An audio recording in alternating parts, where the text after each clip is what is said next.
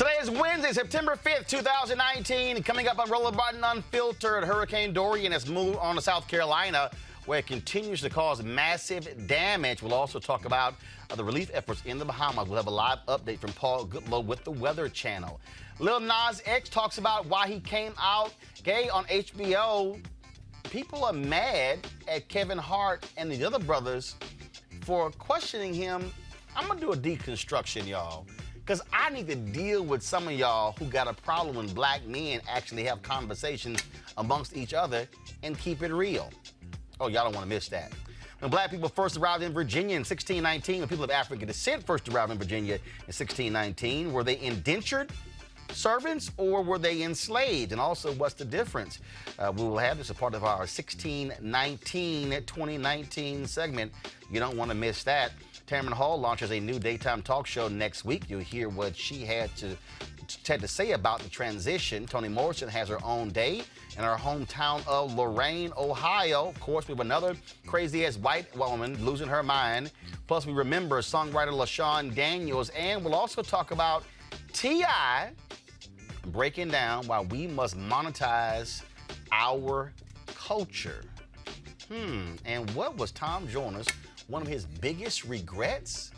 Not partnering with Steve Harvey? You heard me right. It's time to bring the funk on Roland Unfiltered. Let's go. He's got it. Whatever the biz, he's on it. Whatever it is, he's got the scoop, the fact, the find. And when it breaks, he's right on time and it's rolling. Best believe he's knowing. Putting it down from sports to news to politics. With entertainment just for kicks, he's rolling. It's on go, roll, y'all. It's rolling Martin, rolling with Roland now. He's funk, he's fresh, he's real, the best, you know he's rolling Martin now.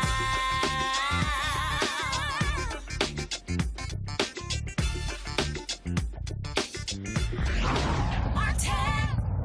All right, folks, Thursday, September 5th, 2019. Our top story, Hurricane Dorian has left the Bahamas and is trashing South Carolina right now with storm surge happening. It is a major, major storm, folks. Flooding, rainfall, high winds, and tornadoes. Let's get right to it. Joining me live from South Carolina is Weather Channel meteorologist Paul Goodlow. Paul, again, the brunt of this stuff, of course, Bahamas hit real hard. What is happening right now in South Carolina? Well, right now, the center of the storm is just offshore by about 40 miles or so from Myrtle Beach, and it looks like it's going to come real close to making a U.S. mainland landfall somewhere maybe around the Outer Banks of North Carolina later tonight or early tomorrow morning. But we're still dealing with some hurricane-force wind gusts across the coast of South Carolina and even North Carolina, some tropical storm-force wind gusts. And we've been dealing with a lot of heavy rain for much of the day. That's now spreading into North Carolina. But just last year, they had Hurricane Florence. This is a little bit different. Florence came in and kind of slowed down and stalled and dumped a foot or more of rain across a widespread area of North and South Carolina. Hurricane Dorian kind of moving a lot faster now. So we're going to see perhaps half that type of rainfall over a widespread area, but not as widespread as before. So we're not going to see as much river flooding, which also killed a lot of people last year. This is going to be a much more of a coastal event here for the Carolinas. It's in, it's out, and it might even bring some interesting weather to maybe the Cape and the islands of Massachusetts as we head in a couple of days or so. So this is unlike what it was across the Grand Bahama Island, where it kind of sat there for over 24 hours, the Cat 5 hurricane. This thing now is a Category 2, and it continues to move faster and slowly start to weaken, but it's still packing a pretty big punch, and will still be an eventful hurricane for eastern South Carolina and much of eastern North Carolina tonight and into tomorrow morning. What is the impact on Georgia? Not much. The coast of Georgia had some rain, had some surf. People are still out by the Sea Islands of Georgia. You're still going to have an increased surf and rip current risk probably into the weekend, and things will come down a little bit, but no major impacts from Dorian into Georgia except perhaps increased traffic and people's blood pressure up, worrying about whether they would have a direct landfall that hurricane. All right, then. Paul Goodlow with the Weather Channel, man. We surely appreciate it. Be safe. Thanks a lot. Sure thing. All right, then. Also, folks, let me pull this up. A letter was sent by Senator Marco Rubio of Florida to Donald Trump asking for support there.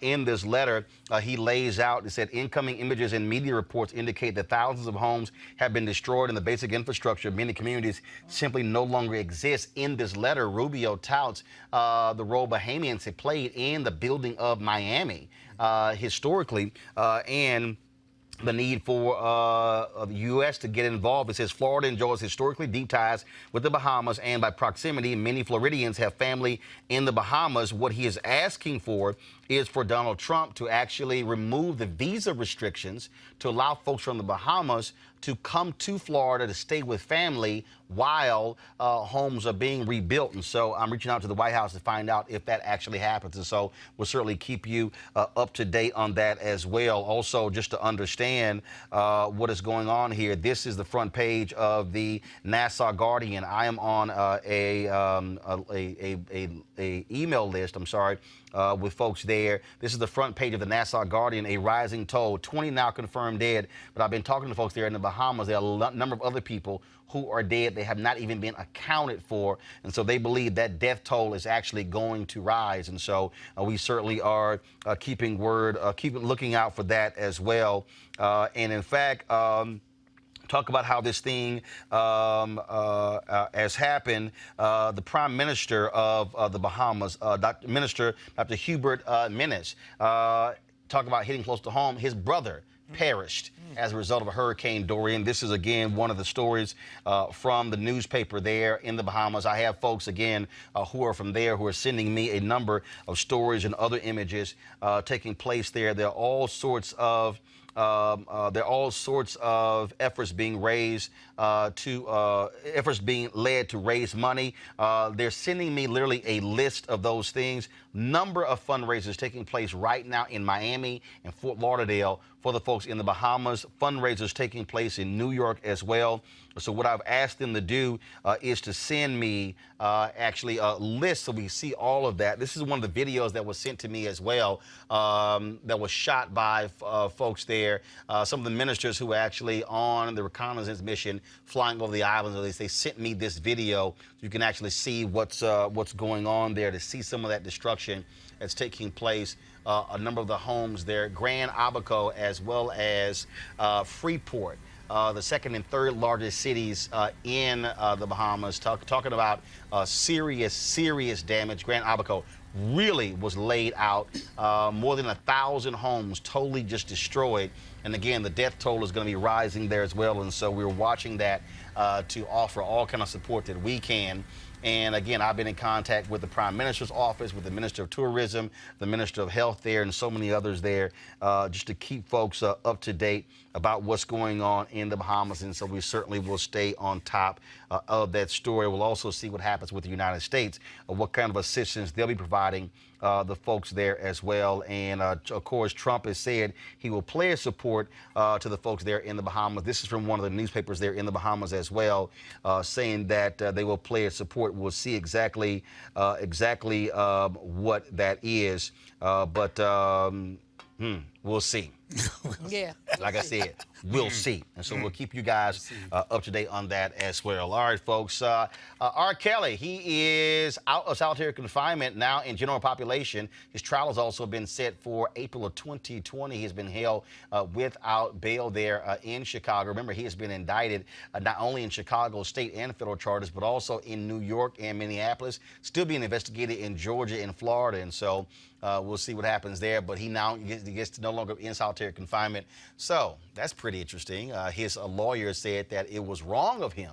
It was wrong for them to place him in solitary confinement, not being able to interact with others. And well, R. Kelly now gets to interact with folks, and we'll see. But he ain't going anywhere anytime soon. But now he can fly. He's not in solitary confinement anymore. Okay, I haven't introduced our panel, but of course, Cleo Monago, Dr. Cleo Monago, Dr. Julian Malveaux, President Emerita of Bennett College, of course, Dr. Greg Carr, Chair of the Department of Afro-American Studies, Howard University. And so, yeah, they ain't wait for no introduction to start commenting on stuff, but it's all good, though. Well, it was commentable. Look, I'm just saying, we do different stories, and bottom line is R. Kelly, he out. And that's what happens right there. Put it back in. So, put it back in, I'm just saying. All right, y'all. Of course, we've been focused on 2019. I told y'all we were launching this segment, and we're going to do every single week talking about that. And so we also put together his intro to it. Y'all fire up the intro. I'm going to set it up, and so explain more about it.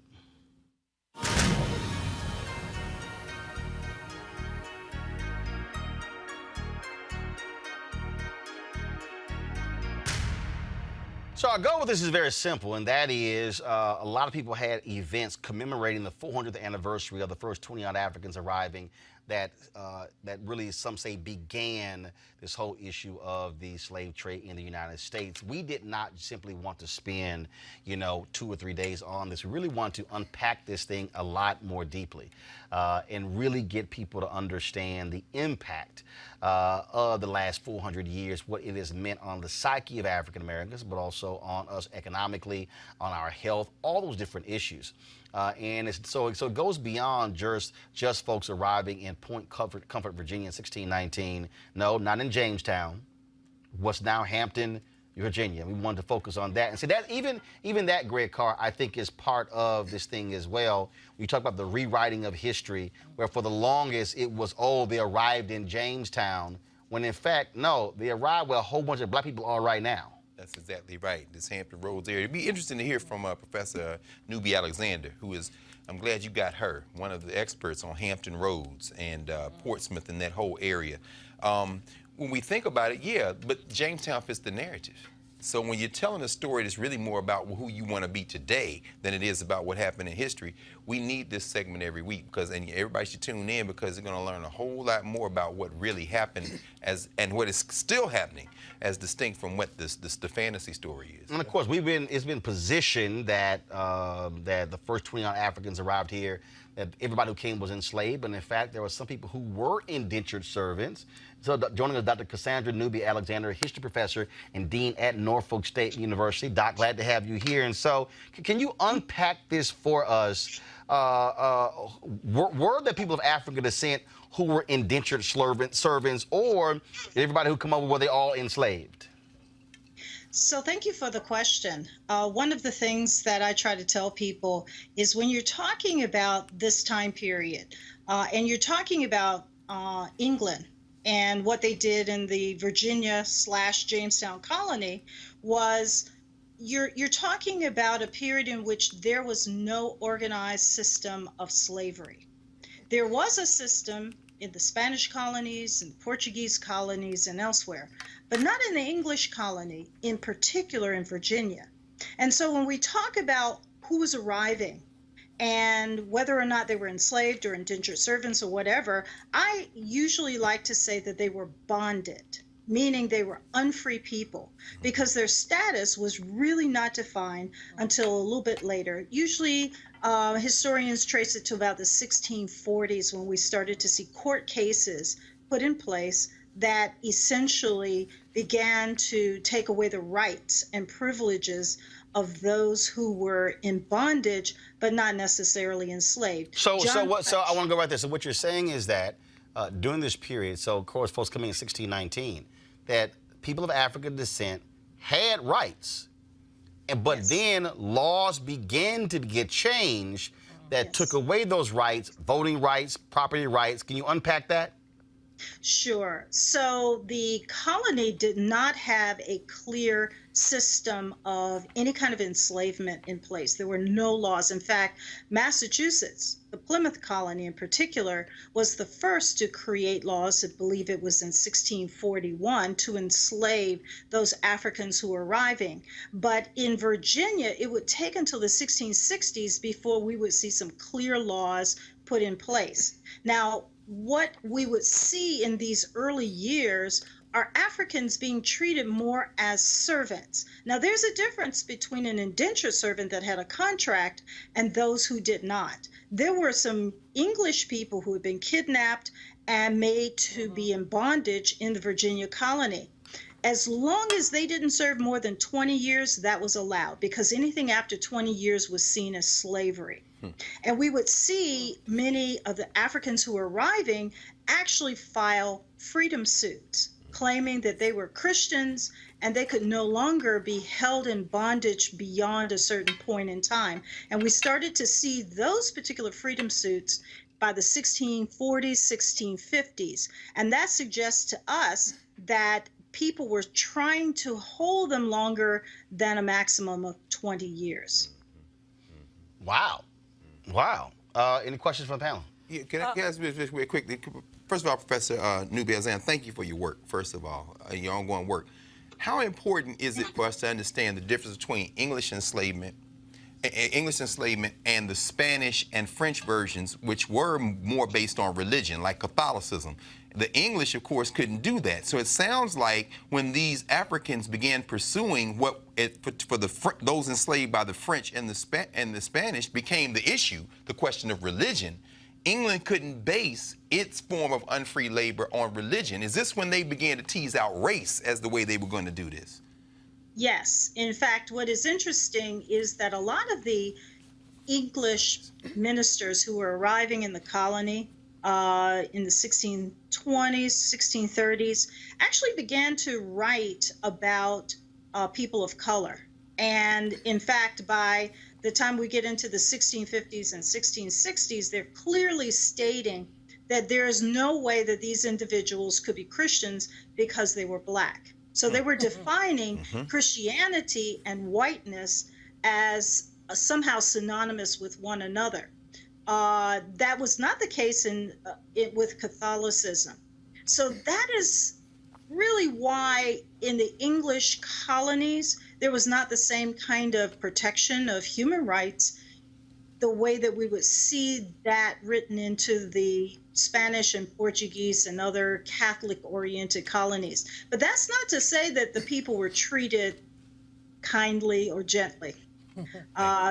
There were still allowances by owners, even in the Spanish and Portuguese colonies, to really abuse people. Julian? Sister, I really appreciate your work and thank you for it. I have a question about 1619, because there's a part of it to me that seems to be a false narrative. In other words, the first Black people did not come here in 1619. There were some other Black people here before that. And I think we need to sort of unpack some of that. Also, we will. That's another segment. Okay, but the other thing about the 1619 narrative, Roland, always smacking me down, but whatever. The other piece about it is the extent to which it really lifts up the British and doesn't look at everything else that was going on here. So it becomes a whiteness narrative. So I'm interested in your perspective on that, because as I read it, it sounds like the Brits and white people are taking away what was really happening in this country pre-1619, which included Native American people. Well, you know, one of the reasons why there's a commemoration for 1619 is because even though the Jamestown colony was founded in 1607, the reality is that the Jamestown colony, which later became the Virginia colony, was not going to survive for the most part until 1619.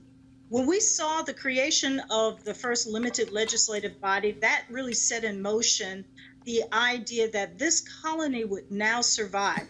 You had a body that was making laws, that was creating a court system and so forth. And so it was at that time that we also saw the evolution of a system, a cultural system, a legal system, as well as an economic system.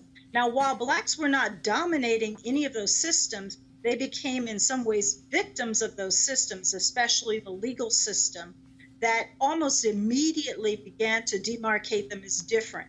When they came in, they were not called by their ethnic name or by their name for that matter. They were simply regarded as Black people, Negroes. And that really was very different than any of the other servants coming in. However, they had authority to some degree or standing before the courts because they were filing lawsuits against their owners for holding them too long, punishing them harshly, et cetera, et cetera. And so when I talk about 1619, I try to emphasize that we're not talking about these were the first Africans who were on the North American continent, but rather these are the people who at the real founding of American society and culture in the first colony of the nation were there at its formation, and their culture, their activities, even their presence sort of laid the foundations for our society, culture, and especially our laws. Greetings, Doctor. You're doing some excellent work, and I want to thank you for it. I have a question.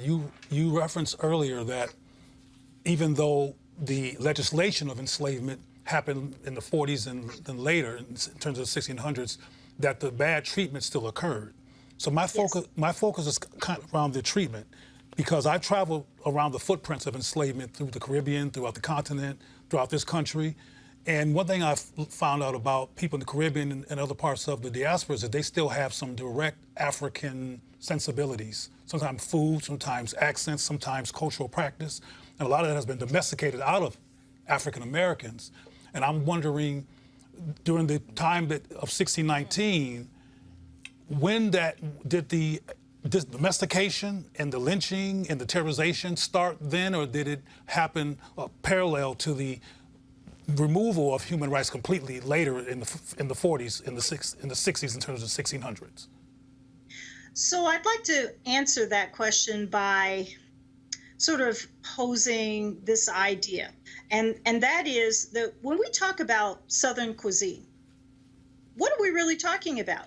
So we started to see the emergence of what we call Southern cuisine at that particular time. And it actually incorporated foods and folkways and customs, not just the English, not just the native peoples, but more importantly, the Africans. Because there's really no difference between Southern and African American cuisine.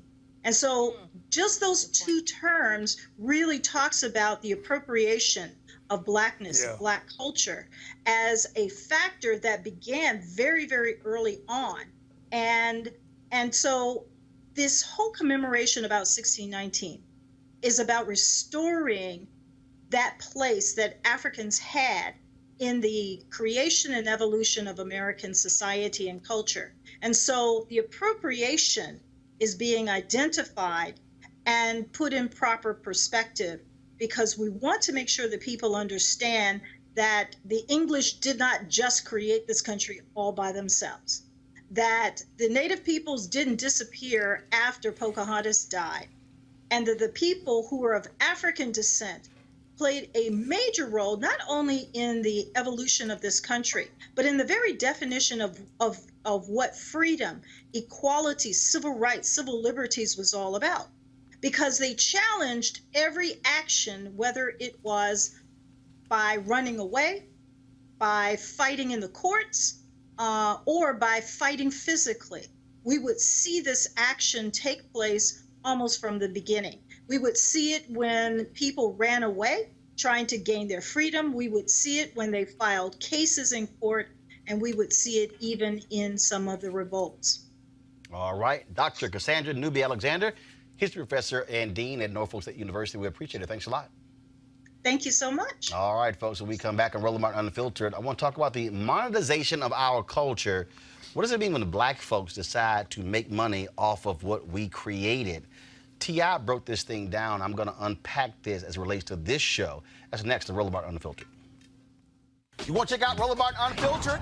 YouTube.com/Roland S. Martin. And subscribe to our YouTube channel. There's only one daily digital show out here that keeps it black and keep it real. It's Roland Martin Unfiltered. See that name right there? Roland Martin Unfiltered. Like, share, and subscribe to our YouTube channel. That's YouTube.com/Roland S. Martin. And don't forget to turn on your notifications so when we go live, you'll know it. All right, tomorrow, folks, if you are in the Atlanta area, you do not want to miss me at the Ride Money in Motion conference at the Loudermilk Center. I'll be moderating a panel about access and ownership sponsored by Banji, the only African-American-owned publicly traded cannabis organization in the world. I'll be there along with Matthew Knowles, Bonita Money, Ryan Mack, and the whole Bonji family to be front and center discussing entry into the multi-billion-dollar and growing cannabis industry and how you can become a distributor, shareholder, or cannabis landlord. Now, you are interested in making money in this booming industry, then I promise you don't want to miss this panel. It will take place at 2:30 tomorrow. But for a full list of other panels, activations, and tickets, visit ride.rollingout.com. That's ride.rollingout.com.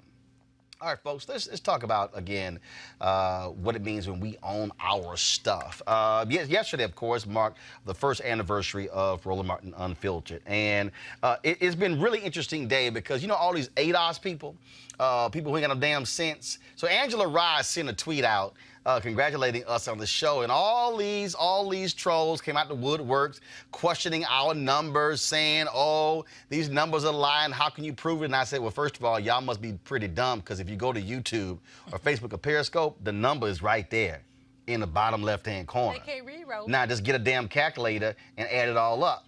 But you probably want to do that. And so for the folks who missed this, and people, we don't really talk a lot about our podcast, but we actually take this show, we have an audio podcast. Here we go to my iPad. So in the course of a year, we had 455,928 plays of our podcast on Apple Podcasts, SoundCloud, Spotify, Google Podcasts, Stitcher, as well as TuneIn. Now, this was the total number when it came to our actual video views, 100.7, 100,730,126. Now, the minutes viewed of this show, 434,989,797. Now, people told me there was no way in the world we could make this thing happen. It couldn't get done. Oh, my God, what are you doing? There's no way you can make money, when, in fact, we actually generated more than $700,000 in revenue the first year of this show. Now, why am I saying all of that? Because the reality is we have to learn what it means to monetize our culture. I told y'all when I was watching the Sam Cooke documentary on Netflix, and you saw the story about how his manager pretty just stole his music rights from underneath him, put the company in his name where essentially Sam Cooke was working for him. Okay. We can show you numerous black musicians who lost their publishing rights because it was stolen by white managers and accountants and business managers. If you read Luther Campbell's book, you will understand how his music company was stolen from him by a white executive who he hired, who used the bankruptcy laws to steal his company out from underneath him. We're talking about the history of black folks as well when it came to owning land. I can go down the line describing all of these different things. But here we have a situation now in America where everything black folks touch is gold. We change the view of hair and clothes and style and music, yet for a lot of us, we're giving it away. I'm gonna go back to Luther Campbell.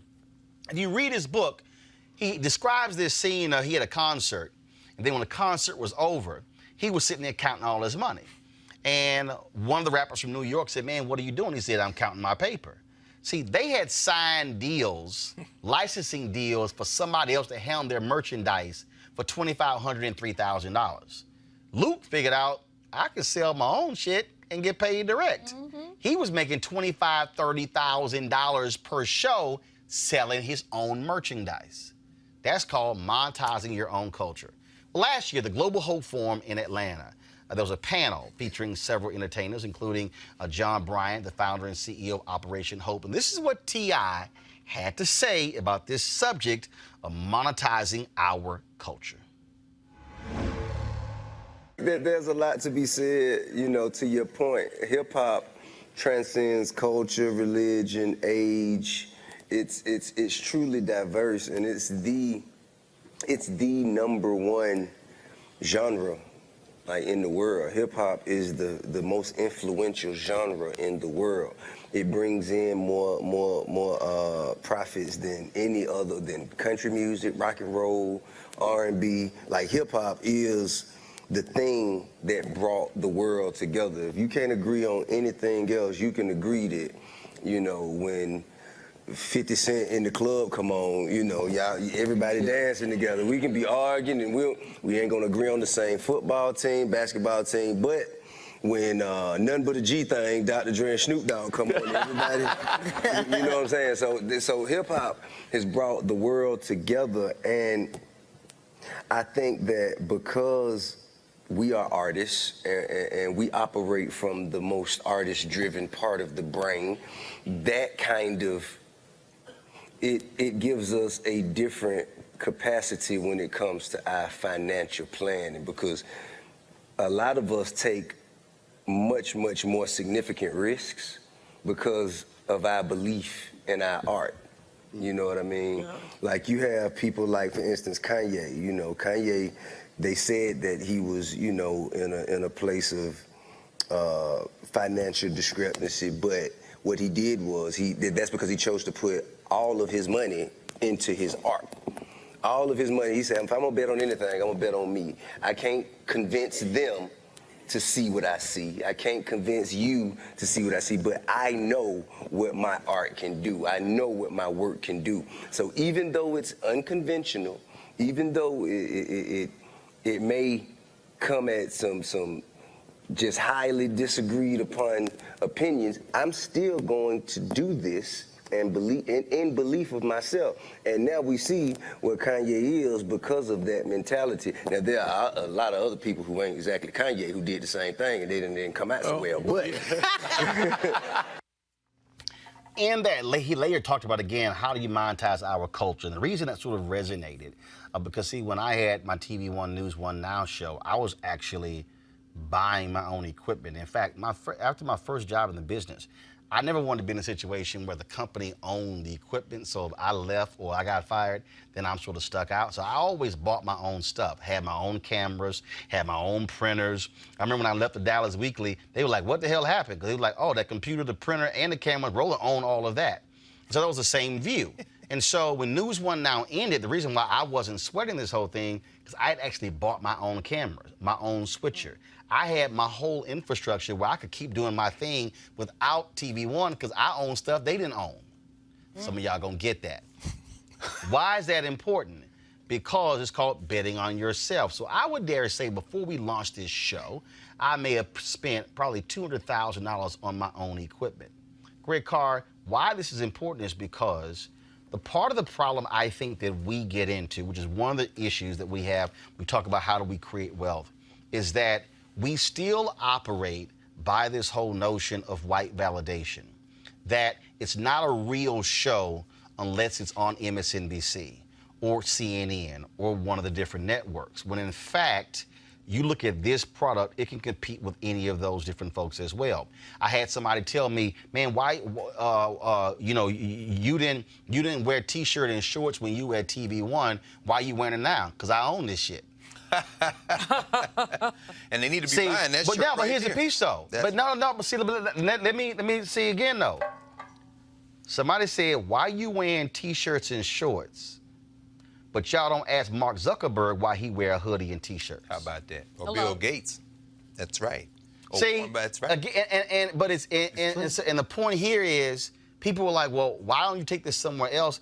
Why? And I'm telling you, like last night, I was watching the Motown documentary on Showtime. And while I'm watching it, my thought is going, did black folks make the documentary? Oh. Did our company make it? And so what I'm trying to get us is everybody wants our stuff. We have to accept the reality that we can make the documentary, we can make the show. That's right. Just like they can. That's right. You know, Roland, it's fascinating you say it again, but you're always thinking like that. You're saying who owns it, whether it's intellectual capital. We just heard from Cassandra Newby Xander. She's at a black institution. You're conscious in putting institutions. Individuals cannot defeat institutions. And when you say that we need to think that way, not only are you absolutely correct, let's tie it to the segment that you've now established every week, the 1619 segment. In the years immediately following the Civil War, in fact, beginning during the Civil War, after the first Confiscation Act, in the Sea Islands, the same ones that are getting slammed now by the hurricane, Africans, through Rufus Saxton and General Sherman and them, this whole 40 acres and a mule business, took over the plantations that they had been forced to work as enslaved people, and began, the first thing they did was say, no more cotton. So they broke all the cotton gins. Then they planted tomatoes, potatoes, corn for sustenance crop. Okra. Then, yeah, okra, absolutely. Then the Civil War generals said, and Lincoln tried to rescind this, but Saxton kept going. They said, look, in order to break the South, we're going to deprive them of the profit from that crop.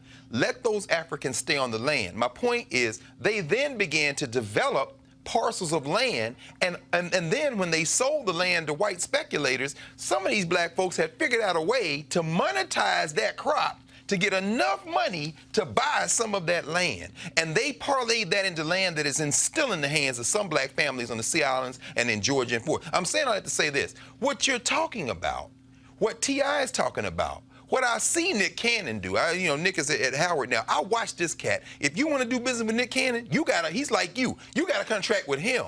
He's not going to work for you. What I see y'all doing, what this show represents, is not us doing something new.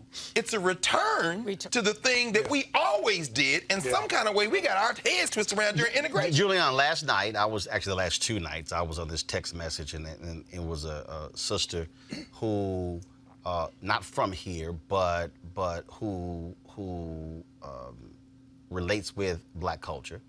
And I was walking her through all this history. And I said, what I'm doing is what Robert Abbott did with the Chicago Defender. Yes. Right. I said what A.I. Scott did with the Atlanta Daily World. What Ida B. Wells Barnett did, Frederick Douglass. I said William Monroe Trotter. We can go down the whole line. I said, because the key is this. I said, if we did not have those black institutions that were black owned, Abbott didn't give a damn what the Colonel was doing what McCormick was doing with the Chicago Tribune. He didn't care. But the difference is this here. Black folks bought the Defender. That's right. Black folks said, we have to pay for that. So they had the ability to send staffers around the world because black folks funded it.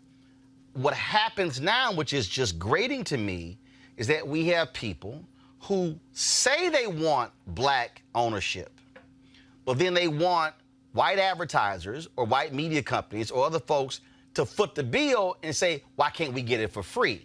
And that, to me, is the danger, because then whoever pays the piper is the one who controls the product. The free press it's not free unless you paid for it. I mean, I admire what you've done, Roland. I think it's really important.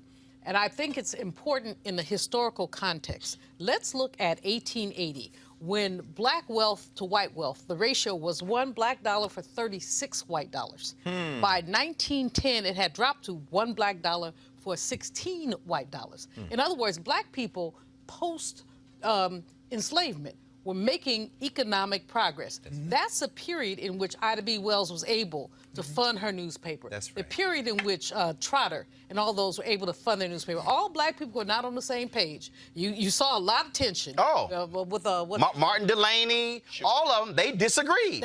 But they all believed, and you can go back to 1836, we said, let us plead our own cause. And that was the bottom line. So now, every lottie-dottie, everybody wants to be on the air. Me too, but just saying. But the fact of the matter is, you will be censored if you're on the majority press. No question. There will be some things you cannot say. I did something very recently. They said, we need you to go light.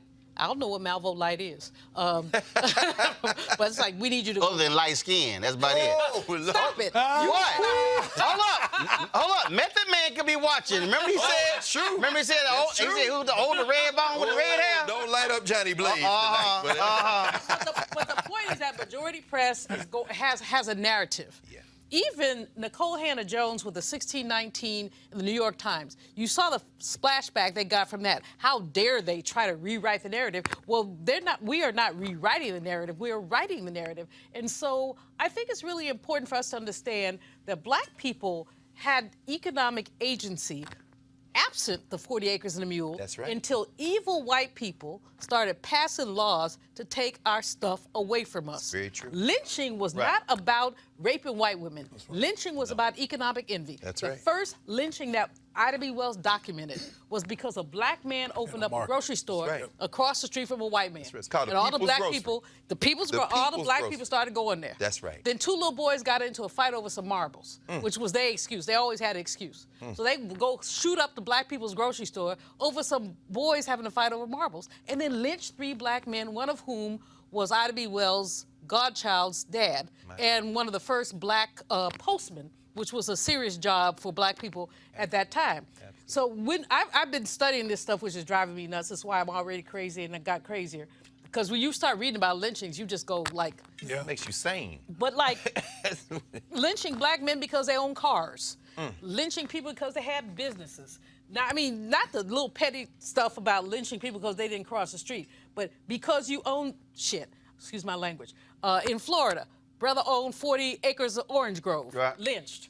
And so let's just be clear about why this lynching occurred and why African-American economic accumulation is so threatening to predatory capitalism. So, Cleo, when you look at Chance the Rapper, reads his record, reads his contract, and realizes that if he gives him a mixtape, he then is done with the recording contract, and then he then goes out and says, fine, I can now just do distribution deals.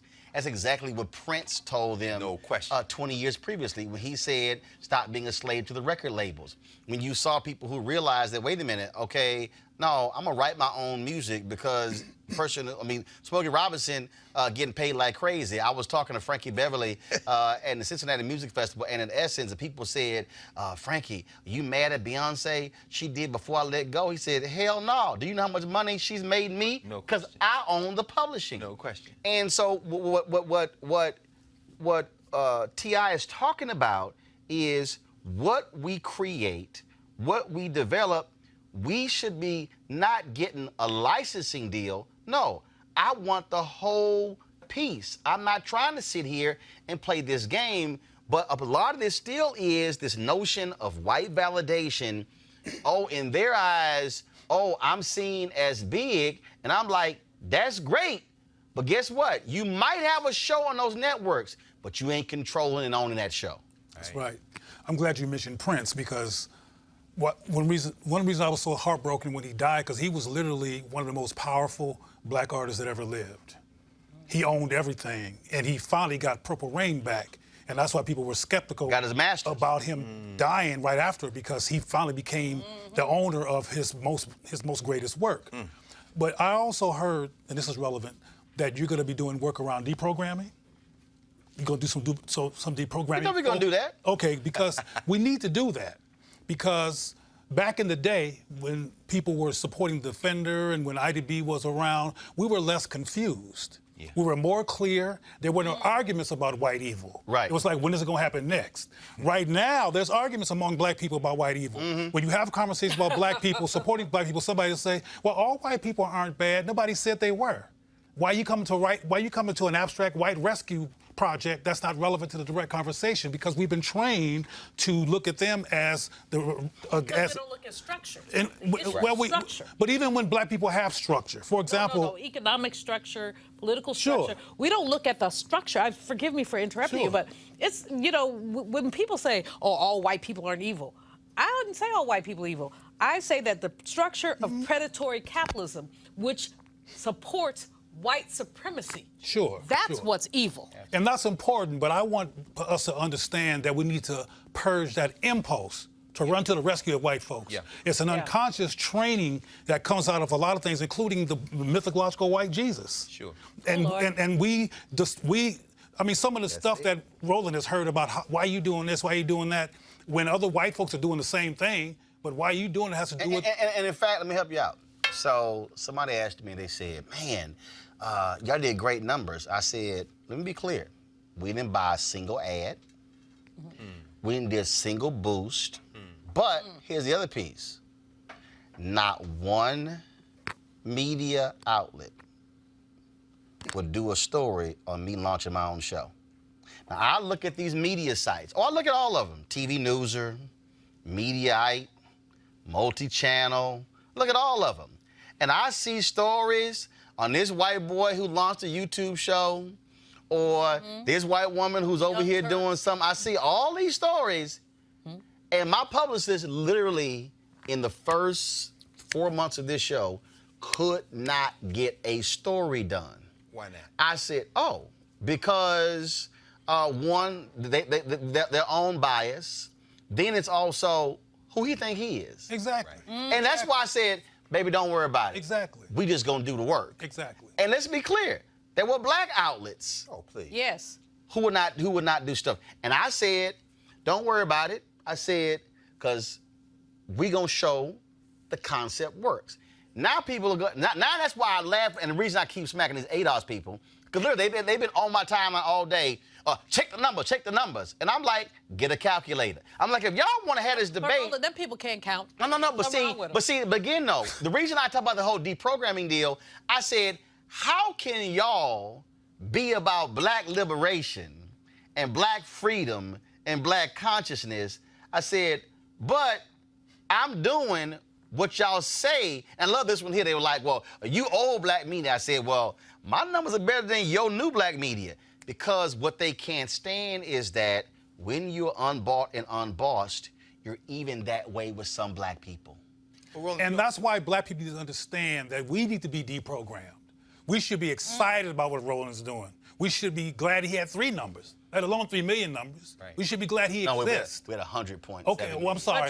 He has 100 points. 100.7 The bottom line is that million. why we even, Right. this is not a rhetorical question. The question is why we even hating and saying he don't got no numbers. That's anti-black. I don't care how many Pan-African But you outfits know- you got and how many Because here's the deal. Here's the deal, Cleo. If you're trying to throw doubt into what he's Cleo. doing, it's anti-black. But here's the deal. Hold on. But here's the deal, though.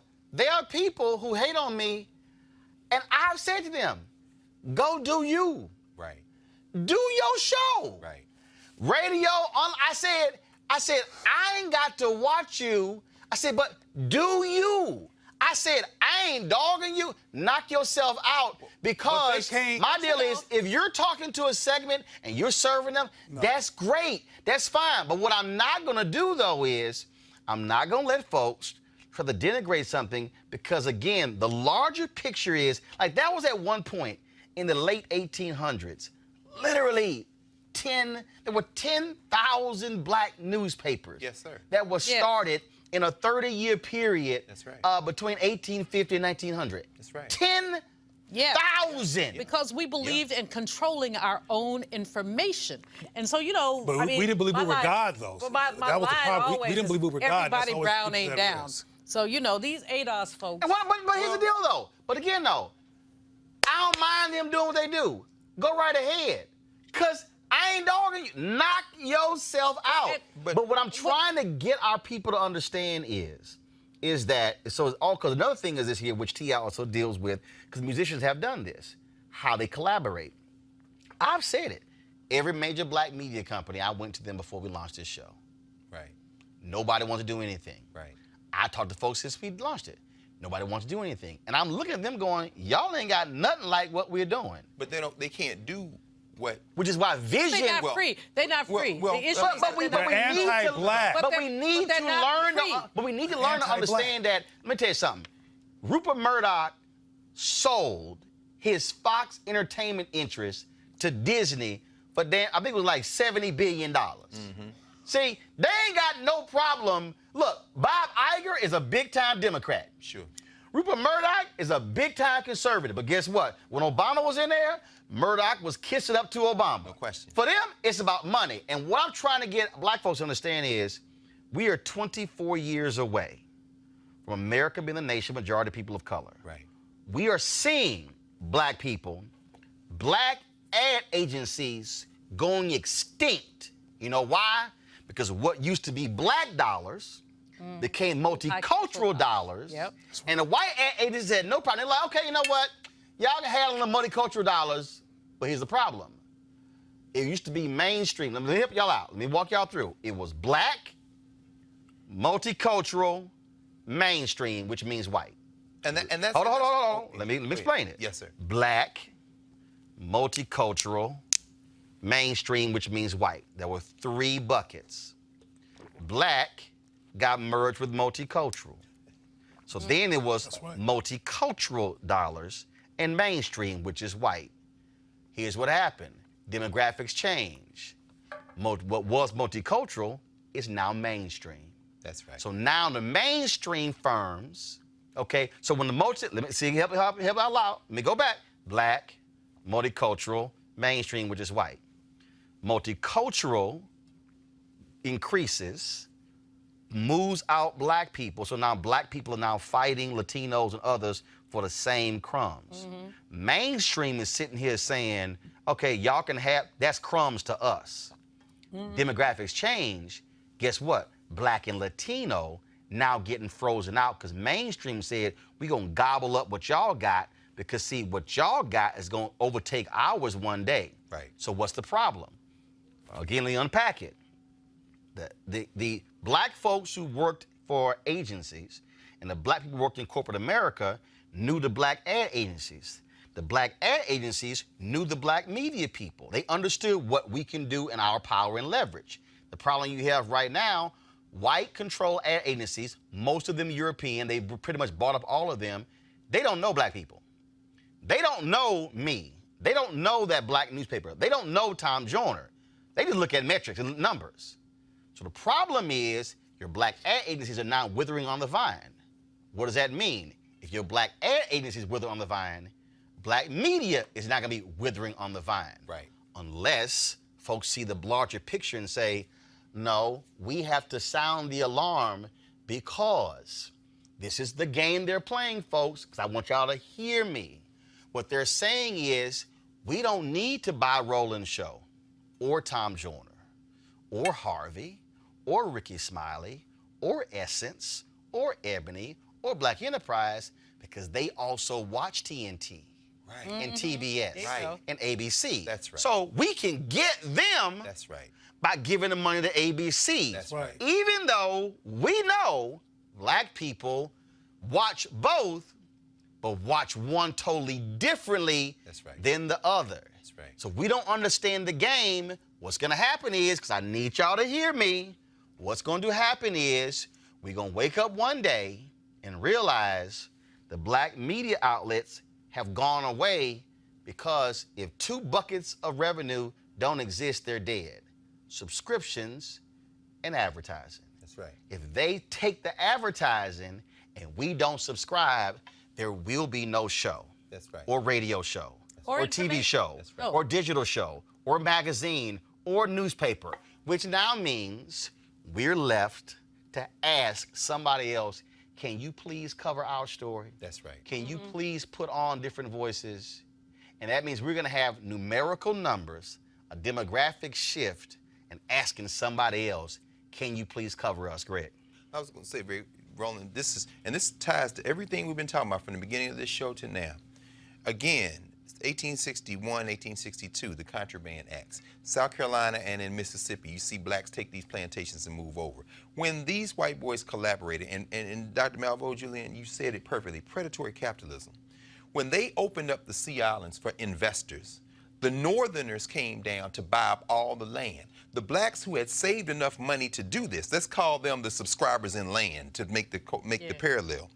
They were able to buy a little bit of land, but here's where it came in. The plantations that were bought up, what the northern white boys did was say this: we want to own the land, but we will hire you to stay down here and work the land. In fact, we'll pay you to work the land. So what's the parallel? You're describing an era when they can't get around black content, but they want to own the black. They want us to work on these media plantations. Which is why I call it, in politics, political sharecropping. Absolutely. And this is called media sharecropping. Media sharecropping. So like when I was on CNN, I literally had a major executive tell me when I launched my ascot and bow tie line and I had my other stuff, he said, y'all, this was a quote. Now, you know, if you were full-time here, you couldn't be doing all that stuff. Exactly. And this is what I said. And that's why I never be full-time here. Right. Because my multiple revenue streams is what gave me the freedom to say what I wanted to say on air. That's right. Because they did not control all my money. That's right. And Final comment. The issue is control.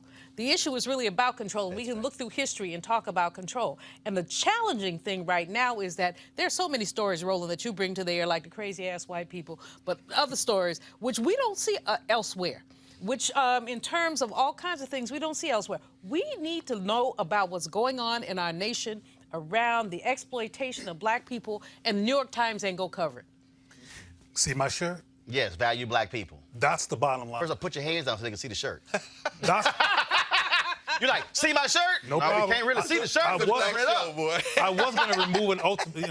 I got you. I'm gonna But wear a T-shirt. the bottom line is that black people need to unlearn the myth of white supremacy, purge from that myth, and learn to value black people at all costs. Yeah.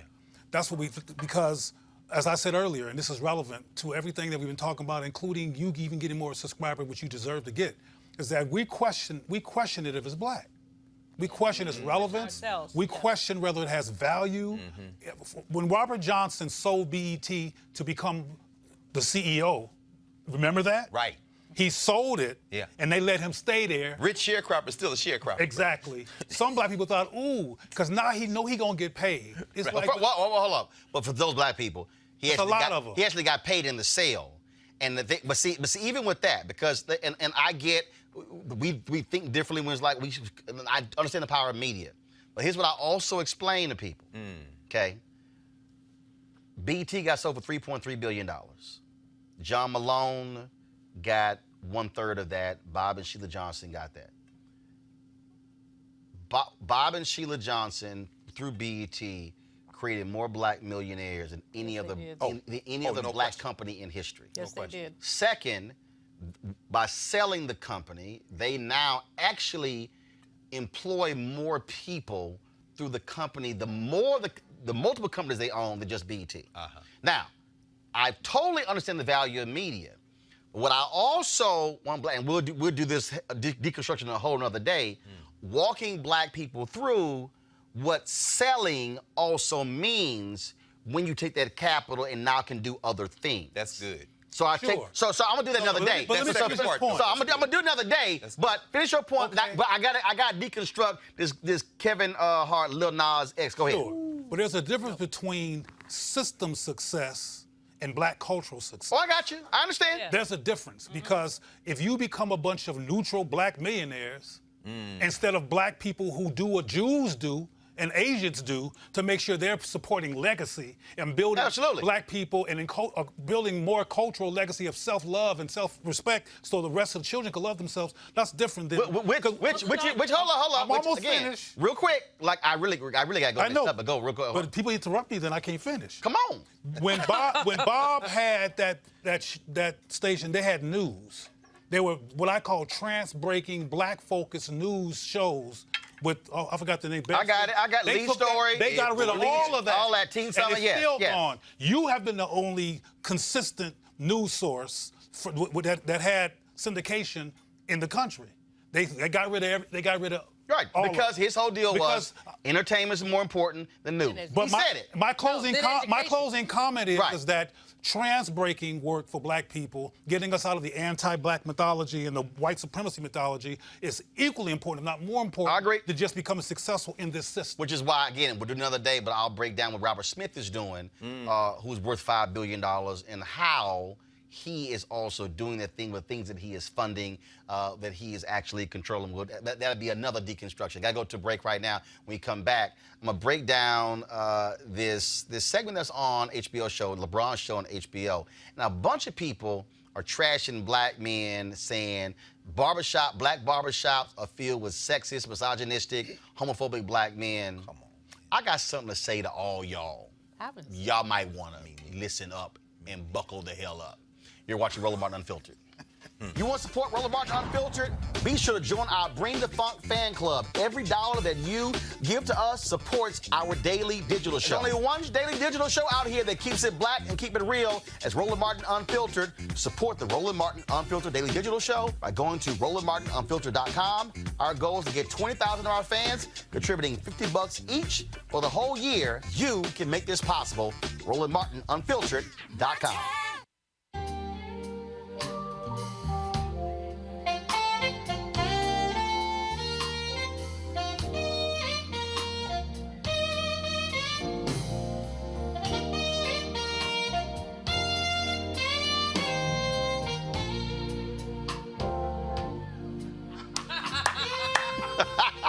So great, it's a great camera work.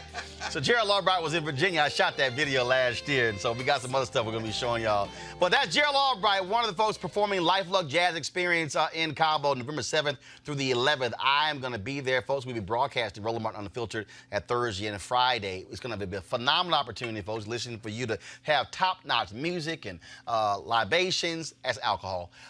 And, of course, golf and spa and wellness. We have the Omnia Day Club, Los Cabos, nestled in the Sea of Cortez and Celebrity Playground of Los Cabos. It's a wonderful experience, the second annual Ultimate Jazz Getaway for folks who appreciate that music. It's going to be a phenomenal time, luxury accommodations. Again, as we said, great food, great drink, golf, spa, health, wellness, all kinds of stuff we'll be doing there. And, of course, the various things taking place include many concerts, the Spirit of Jazz Gospel Brunch, Jazz Sunset Cruise. Some of the confirmed guests, comedian actor Mark Curry, Gerald Albright, as I said, Alex Bouillon, Raul Madon, Incognito, Pieces of a Dream, Kirk Whalum, Average White Band, Donnie McClurkin, Shalea, Roy Ayers, Tom Brown, Ronnie Laws, Ernest Quarles, and more. If you want to see the whole lineup, go to LifeLuxeJazz.com, L-I-F-E-L-U-X-E Jazz.com, L-I-F-E-L-U-X-E Jazz.com. And if you're wondering, this venture, it is a black-owned venture, just so y'all know that. And so I'm one of the ambassadors. I'll be there. A pre-birthday celebration for me. We're going to have a great time. So I want y'all to go to the website, check out the packages, and look, it's going to be cold in November on the East Coast. So y'all can come hang out in Cabo for 4 days so we can have a grand time. So really looking forward to making that happen. LifeLuxeJazz.com, LifeLuxeJazz.com. All right, y'all. Let's talk about this here. So I saw this clip on social media, and it was, so LeBron James has this barbershop show on HBO, okay, part of his media company, Uninterrupted. And so there was a conversation with Lil Nas X, Kevin Hart, and others about Lil Nas X coming out gay. Roll a clip. And with all that early success, you felt it was important to make an announcement recently. He said it was gay, so what? Yeah, what's the point? So why did he feel that was necessary? It's not about who cares. That's actually my question. Why do you feel it was necessary to come out and say that? It's not that, like, it's, like, being forced. It's just, like, knowing, like, growing up, like, I'm growing up to hate this shit. I'm not supposed to ever like this. Hate what? Hate what? Homosexuality, gay Why? people. Come on now. Why are you going to If you're really from the hood, you know, like it's not some. So it's like, if for me, the cool dude with the song on top of everything to say this, any other time, like, I'm doing this for attention in my eyes. But if you're doing this, like, while you're at the top, you know it's, like, for real. And it's, like, showing, like, it doesn't really, like, matter, I guess. Exactly, it doesn't. There it is. Now, allow me to deconstruct this. And so there was this huge backlash on social media of people saying, oh, that's the stuff that happens in black barbershops, you know, homophobic, sexist, all they talk about is women, and stuff along those lines. And they were trashing, I can't believe Kevin Hart said that. Okay, the point of the show is to have conversations that we don't have. See, it's a little idiotic to say, I'm a trash the people, I'm a trash Hart, I'm a trash the other guys who said, well, so what? Why'd you come out? Them saying that is what leads to Lil Nas X explaining why he did it.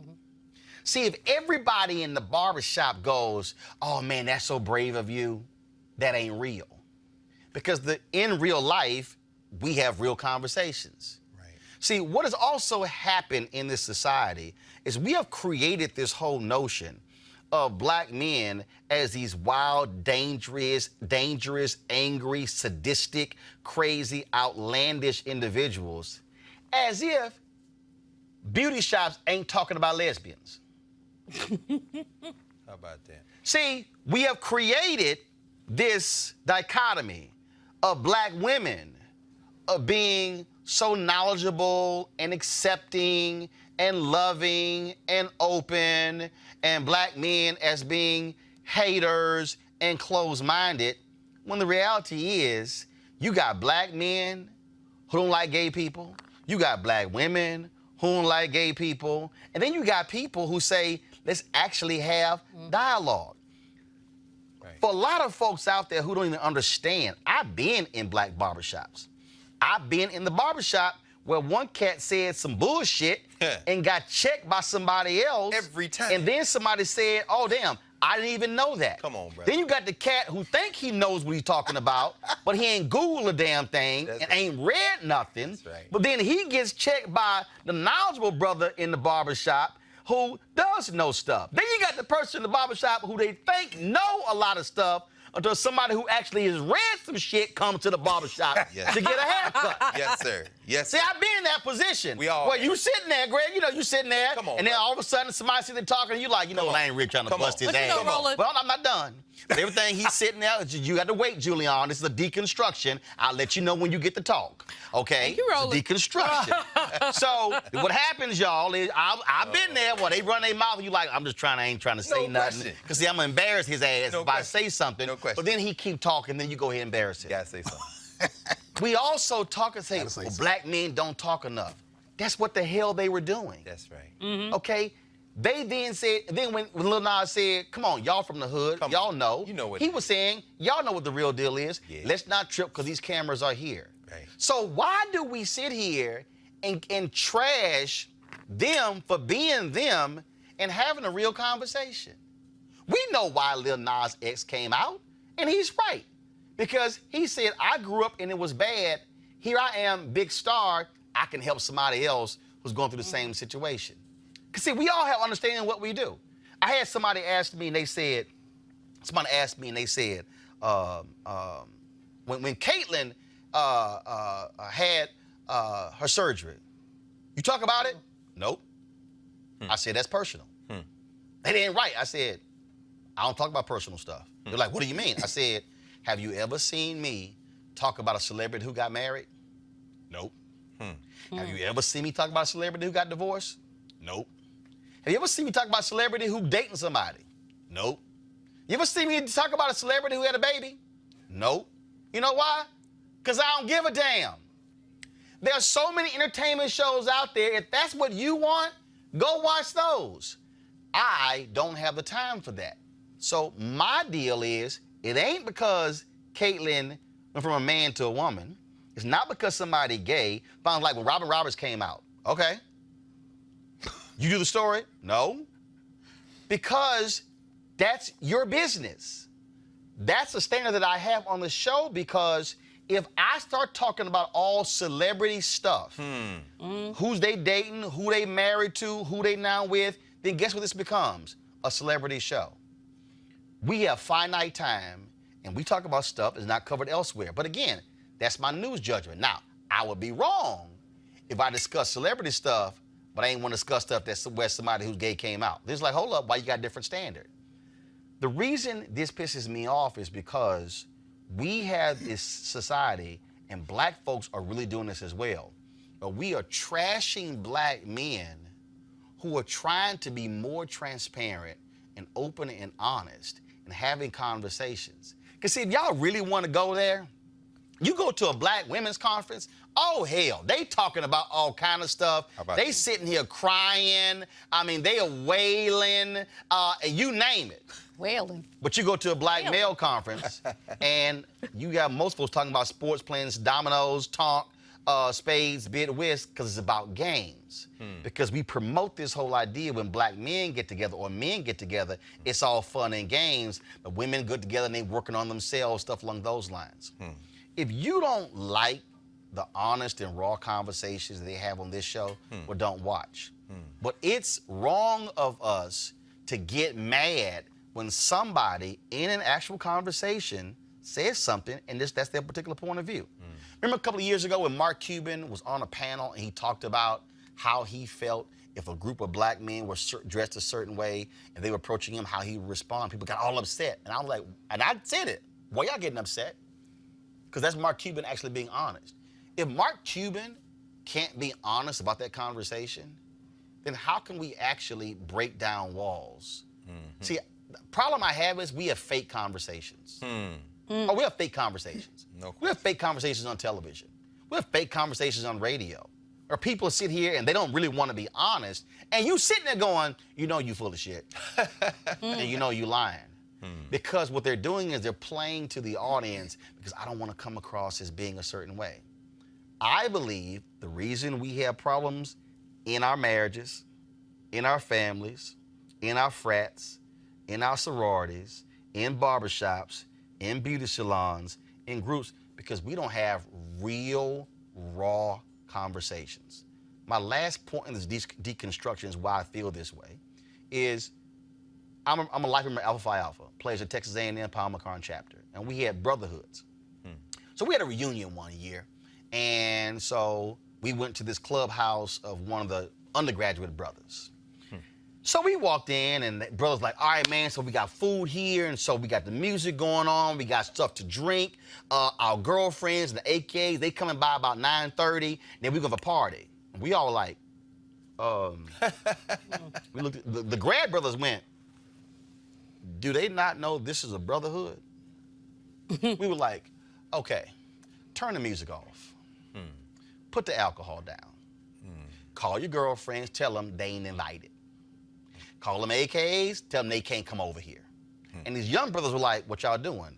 We said, we gonna teach y'all ass what a brotherhood is. See, a brotherhood, what we call it, is not a time we get together and play games. Right. A brotherhood is where we get together, close the door, and we have brotherly conversations. We were having this one conversation where brothers were talking about black on black crime. We were talking about, oh man, I couldn't kill another brother. Then we had one brother said, y'all all full of shit. He's like, well, he said, I will kill a man in a heartbeat. They were like, what? He said, I did when I was in Iraq. He said, one of us was going home in a body bag and it was not gonna be me. He described killing a man, an Iraqi, with his bare hands. That totally changed our discussion on killing somebody else. Because we were talking about it in the abstract. He said, let's brought it for real. In that brotherhood, we had brothers who gave their lives to Christ. We had brothers who talked about their marriages disintegrating, brothers who talked about sexual addiction. Y'all, we didn't leave that brotherhood till 7 a.m. What is my point? When black men get together and have real conversations, that's right, transformative things happen. The problem with the television show is you get to see it and now you want to comment on it. That's right. I would rather have brothers say what they said and then we talk about it than not have a conversation. That's right. So for those of you who got a problem with what you heard, check yourself. What you should be saying is, thank goodness there's a TV show owned by LeBron James featuring black men having discussions that you ain't hearing other places, instead of you judging what somebody said in the conversation. That's right. My deconstruction on this ends. Now y'all can comment. You know, Roland, I sent you a text. You would be talking, you would just jump out, be the first one. We talking Yes, about black men, this conversation. Because Julian want to go black men. first. Because go I ahead. love black men, I love my brothers, and I. Oh, I'm gonna mess with you, but go ahead. All right. Yeah, you always messing with me. What's new? But the point is this. What are the point? We don't wail at our conferences, by the way. Yes, y'all do. No, we don't. Don't even front. First of all, my wife is an ordained minister, and look, y'all, I've been to women's conferences, and y'all wail. I've heard, matter of fact, hell, I was at the Chris Tucker golf tournament, Well, and that was a women's conference taking place at the same time. This sister was wailing. Okay. No.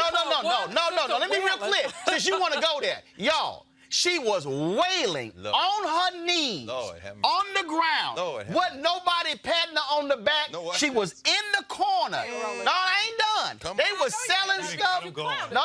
I'm letting her know. They was selling stuff. They were like, baby, go ahead and wail, do your thing. Right. But she was wailing. All right. Now you can go ahead. You got you going to tell me what I saw with my own eyes. You saw one sister wailing. You did not collectively wail. Guess what? They on YouTube, Facebook saying, yeah, we wail. Right. Go ahead. I didn't see that on my Facebook.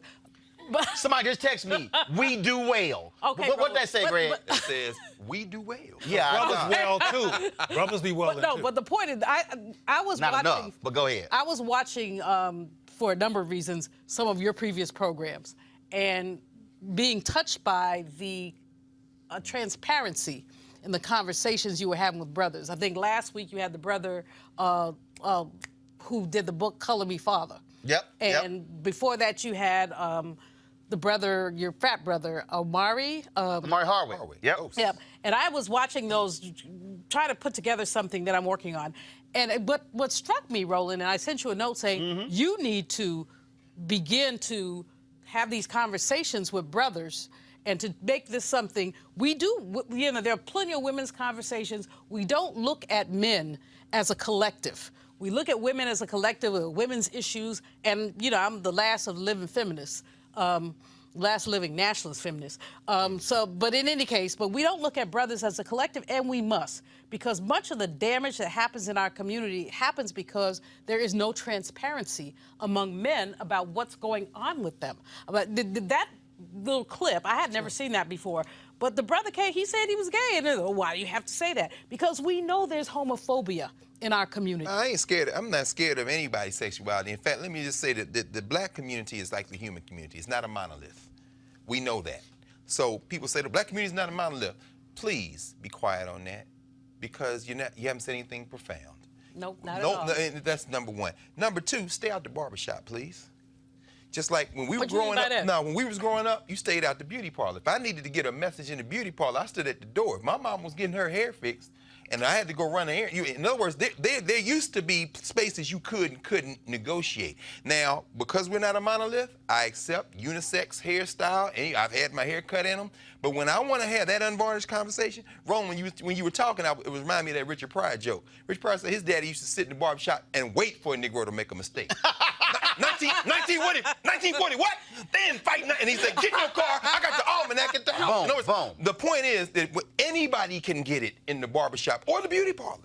And I don't want to hear a conversation between women, gay, straight, LGBTQ, whatever, when they're having a conversation when they're unpacking something. Because there is a value to being in spaces where you can be unfettered. Now, Kevin Hart, for whatever reasons, jumped out there. Lil Nas X got to explain himself to the brothers. I'm not worried about your sexuality, but you got to explain yourself to me. And quite frankly, let's be clear, love to Kevin Love, but I ain't even in no barbershop with no white dudes sitting there, because I'm going to have a conversation, and you can finally, this is the last thing I'll say. I knew Super Black would say I agree with you on that one. No, I'm just saying. But go ahead. I'm going to play up. Because I know we got to go. Go ahead. I know it's your show, but you don't want to go too far. I guess what I'm saying is this. When you have spaces that are sacred to our people, those spaces are off limits if you're not ready to have that conversation. If there are other places you want to go, fine, but you have the choice to be able to do that, and you have the freedom of choice. But as far as I'm concerned, at my age, if you don't want to hear that, stay out the barbershop. So, Cleo, the issue again I had here was that because it's a TV show and they're filming it, and people are now getting mad at the response. No, the response was real, because that's what real people say. Yeah. And I'm not going to get mad when somebody said, well, why? Like, even you laughed when we played the clip when Kevin said it. Well, what's the problem? He like, you gay, okay? And it's like, and look, and you same gender lover, and you were cracking up laughing, but the point here is they were having a conversation, and that's the whole point. Have real conversations. Well, excuse me, I completely agree, because it's true that we as a people are not having enough conversations, period. And somebody made it difficult for us to unify, to have dialogue some time ago, and we're now in the festering zone of not having had conversations, and it's a long time coming that needs to happen. I think another perspective needs to be considered here. I saw this piece because your producer sent it to me. I hadn't seen it, and I saw some of the comments. And this is what has not been said yet. Same-gender-loving black people, including black men, go to barbershops to get their hair cut because they black men. Right. They got this kind of hair. Right. I hate going to the barbershop because either I'm hearing about some Christian crap or some sports or some what people call so-called homophobic conversations about faggots, etc. This is what happens all the time at the barbershop. You got to change your barbershop. Oh, well, I'm talking about, I'm not talking about my barbershop. I'm talking about the phenomena that people are thinking about when they watch this show. Yeah. There was some moments of probably waiting to exhale, if you will, among same-gender living people who watch this, because what we're not saying or considering is that had never happened before. It's 2019, And What that, never happened a conversation between black men where a same-gender loving person talks about what they are in the presence of other black men. I've been in those spaces, brother. I'm But I talking hear about- what you're saying. Yo, No, he's saying that's on air. I'm on air. Go ahead, go ahead, Please, go ahead, thank go you ahead. thank you for hearing Thanks, the bro. context. No, you're right. I'm I talking about appreciate you. on air. Yeah. So people are listening with sensitivity. I disagree with the comments that I heard that were similar to what you raised in terms of people critiquing it, but I get it. Because for another problem that we have here is that the LGBTQ community, which is a war community that fights everybody, that don't take no stuff, that starts fights, that invented the word homophobia, teaches black people how to deal with who they are in very defined and defensive ways instead of rational ways in terms of reflecting with other black people. And the black community, like I told you some time ago, has not had a macro conversation about same-gender loving people being part of the black experience. There's been macro a macro, So tell me a what you mean by collective. that. What I mean is that there's been silos. There's been academic discussions. There's been discussions sponsored by white gays to get black people to speak their rhetoric. What kind of, I'm curious. But there has what not kind been- of conversation are you talking about? A town hall at the NAACP meeting? Tell me what you mean. I'm talking about black people getting together to rationally engage the fact that there's same-gender loving, bisexual, and what's called trans people in our community, and engaging that phenomena in ways that are no longer, at least for that day, judgmental or abusive or creating the scar tissue or exacerbating the scar tissue that's there that has yet to be resolved because we have not had the conversation. Even on the continent, in Uganda and Tanzania, Africans have had a conversation about this that was macro. It was televised and there were local conversations. We have not done that in my lifetime, but there have been silos. So there are people who are watching that phenomena who might be considered, if you will, too sensitive, and that might be true, who are reacting because they didn't see it pan out the way they wanted it to pan out in terms of a conversation. Right. What you're saying, Roland, is that it was a real conversation and it should be seen as a real conversation and people should not be dogging it because it didn't turn out the way they wanted it to because people were doing something that we need to have that we're not doing. Because when you dog it, what you're now doing is you're telling somebody, oh, I ain't gonna say nothing because I know what happened last time. And my point is, you can't, when somebody says, again, I go back to, again, the brotherhood concept. Okay, the brotherhood concept. I remember being in a brotherhood where one brother let some stuff, he repeated some stuff that happened in the brotherhood. And he got his ass whooped. And we didn't move. He got his ass whooped. And we let it go, then was like, okay, then we're done. Now, why? Somebody probably is like, oh, that's violence. Keep your mouth closed. The point there was, no. Damn. See, again, No, when you take care of stuff in-house, see, that was a reason why my college chapter never got infected by external forces because we didn't let it in the house. We took care of business in the house. That's what a brotherhood does. The purpose of a brotherhood is I should be free to say whatever I want to say, and it stays in the brotherhood. Right, but most brotherhoods... So the point I'm saying here on this conversation here, the reason I take offense to the people who got mad is because of television, we are observers of the conversation, but we ain't in the brotherhood. If you stop it, if you stunt the conversation, you're never gonna have a real conversation. Because everybody's too careful. Right. And that's why my deal is when we talk about race, when we talk about sexism, misogyny, when we talk about what you're talking about, same-gender loving, you have to allow the space to create it for somebody to be so against, so bad. I don't care, because if I shut you down from the outset, there will never be a real conversation. But guess what? Hold on. Cleo, right? no, hold on. Cleo, and then I'm into this in 3 minutes. Go. Okay, one of the critiques I saw was that Kevin Hart was being phony. Right. Because Kevin Hart was like, oh, he's gay. And what y'all talking about? When, I'm not saying what I agree with, I'm talking about how people, I interpret behavior. They were like, wait a minute, he just got finished not getting a gig, and he has these attitudes that sound like somebody who's anti-homosexual. But the people also, but here's the other piece. People also don't know, which I also don't know, when that was shot. Sure. So I don't know if that conversation was shot before the Oscar controversy or after. Right. No, go ahead. But let me just ask one wait a minute. I'm question, almost Cleo. finished. Oh, Cleo, go ahead. No, Cleo, go ahead. when the controversy happened is not really relevant. I got you. What he did that was so-called homophobic, and on another show I'm gonna tell you why I say so-called, because we don't have time today, happened before the Oscars. It happened a long time ago. I got you. And so that had been registered before then. But one thing I want to close with, so you can understand the difference between somebody who's heterosexual, who might be watching this, somebody who's same-gender loving, who's watching this, in terms of how they're reacting to it or might be concerned about things beyond Kevin's phoniness, is that wherever I go, people assume I'm heterosexual. So I'm in the barbershop and we do the handshake, and I'm getting to get my hair cut, and people will launch into the Jesus Christ N-word field. LeBron did a good hook shot, faggot conversation.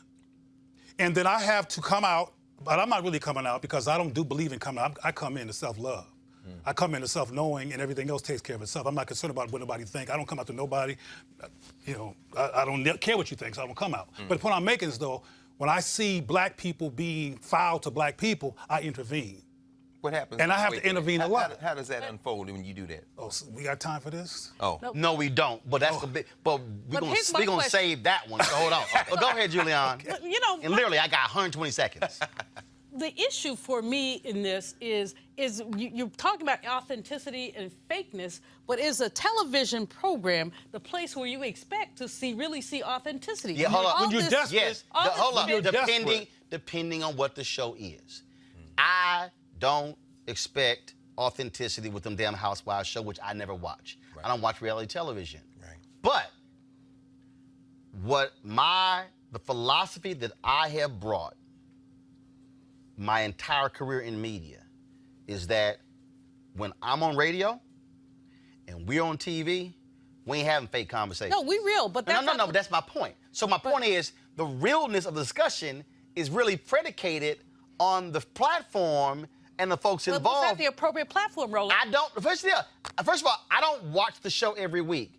What I have seen clips, and what I've seen is they've had some real, honest conversations on their show about some issues that are unsettling. There are people who've gotten upset that LeBron and some other cats, I believe, have used the N-word on the show in the conversation.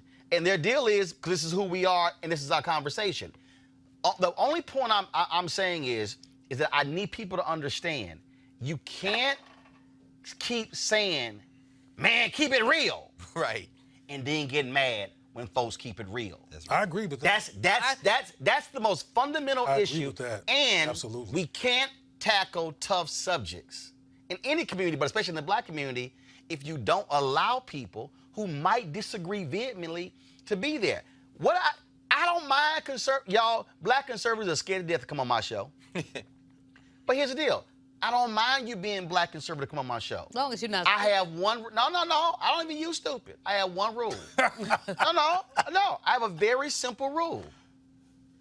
Don't lie. Oh, wow. If you here's the deal. If you come on this show and lie, I'ma light your ass up. I don't allow lying. I don't allow. And if you make a mistake, Greg just said something, and I corrected him. Sure did. The thing is. And I've done it in the past. And here's why I do that. Because a person who's watching, That's right. I don't want somebody to say something. They like, well, Roland didn't say nothing, so it must be true. That's right. So I tell that's what I say. So I'm like, any black conservative, y'all are more than welcome to sit on this panel. But don't come here and lie. Then it's gonna be a problem. But we just gotta have these real conversations. There's a bunch of stuff, y'all, I did not get to.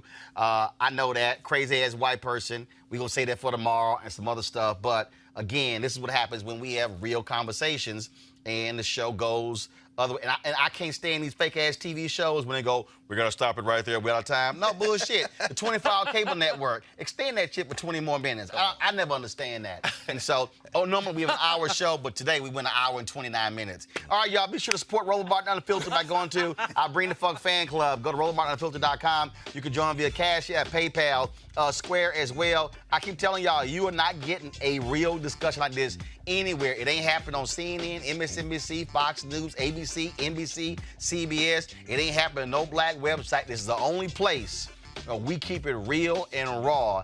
and that's the way we like it. So please, we need your support. Join our Breeding Funk fan club. Get a subscription because your dollars make it possible. I'm going to be in Atlanta tomorrow for the cannabis conference, and we're not live streaming.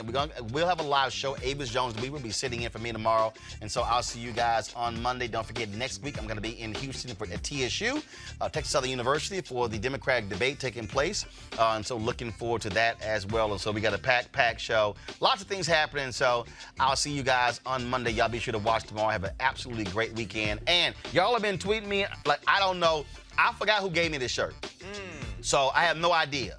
So I'm gonna take a picture, put it on social media, and then somebody gonna tell me where in the hell I got this shirt from, because somebody gave it to me. So I can't tell you where to get one, and I can't look. Greg, read what is it, Greg? I can't. Okay, right here. So Dubois, Malcolm, Angelou, Madam C.J., King, Harriet, Frederick, Wells, Turner, Obama. Is that it? Rosa. Garvey. And Garvey. Black history. All right, yeah, so I'll spell out Black history. I don't know where in the hell I got it from. So if y'all know, I'll let y'all know as well. So, okay, I got to go, y'all. It's an hour and a half. I got to see y'all later. Holla!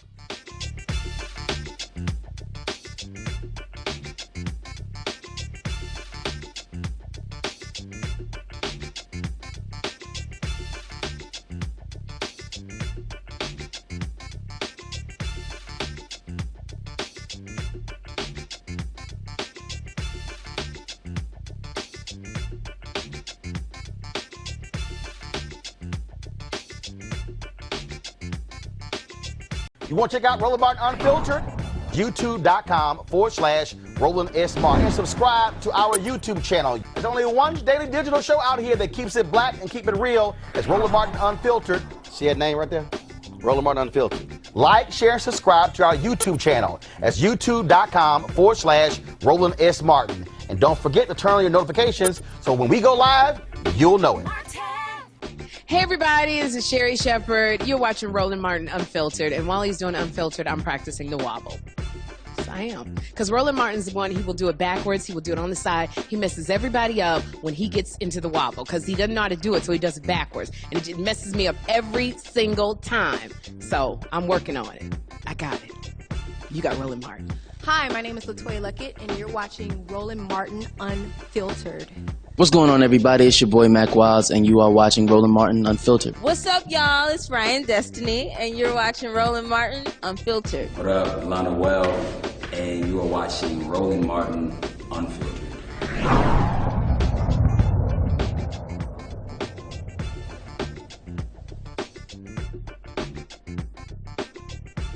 You want to support Roland Martin Unfiltered?